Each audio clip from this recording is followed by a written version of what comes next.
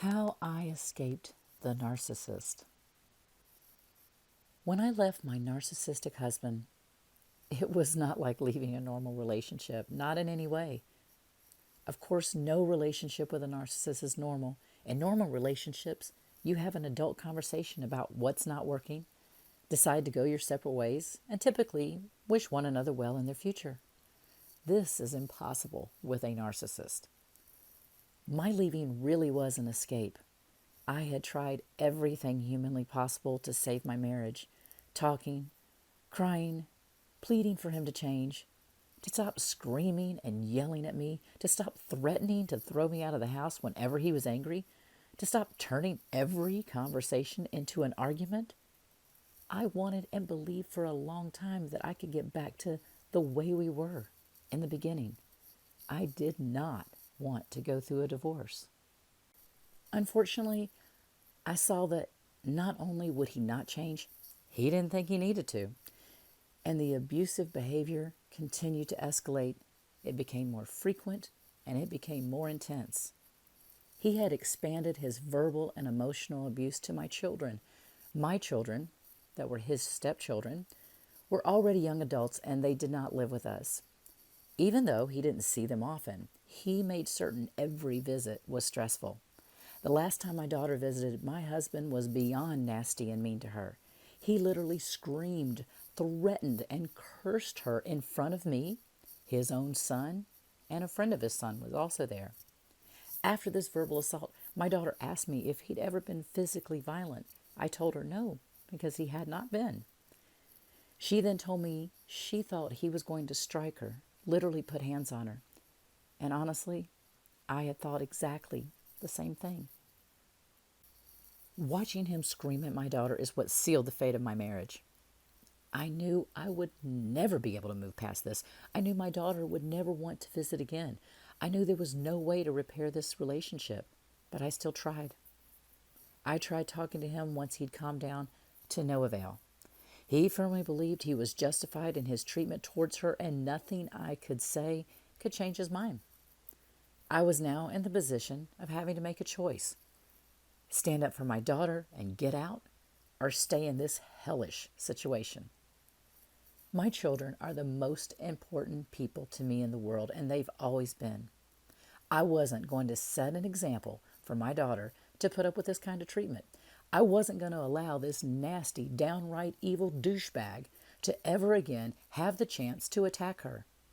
I intended to show my daughter that she meant more to me than he ever did. I knew I had to get out, so I started planning my escape.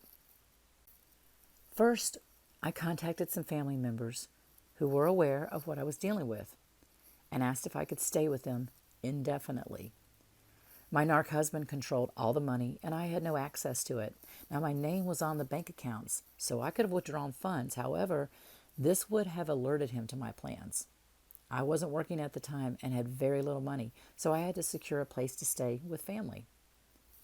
Once I established where I was going, I started removing some of my personal belongings from the home without his knowledge. I shipped old pictures that could not be replaced and other sentimental items. My narcissist was retired and home most of the time, so this was tricky. But anytime he left the house, I was packing something to mail.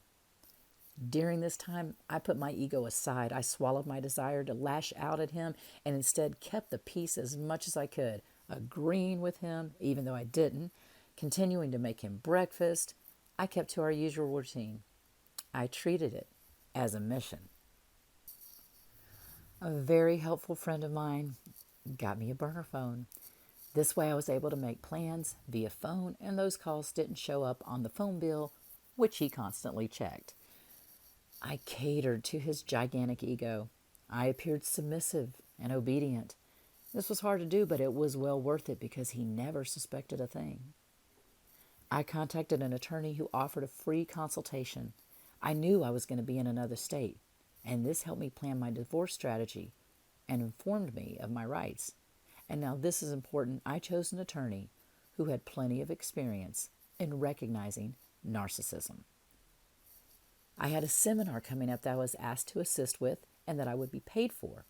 Fortunately, this seminar was out of state and I was able to get my husband to purchase me a plane ticket.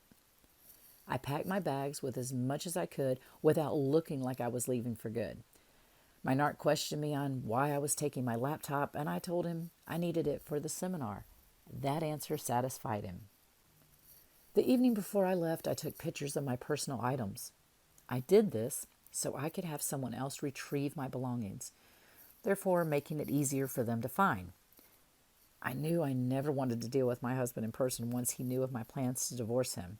I was well aware of his temper, his viciousness, and his vindictiveness.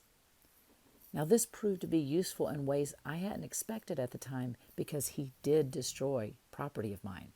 This gave me proof that these items existed, and there will be more about this in a future video. When he dropped me off at the airport, I hugged him, kissed him goodbye, knowing it was for the last time. As I waited for my plane to depart, I breathed a sigh of relief. I was safe. So please hit the subscribe button and tap the notification bell so you will be alerted each time I upload a new video. Thank you so much for taking the time to listen, and may you have a blessed day.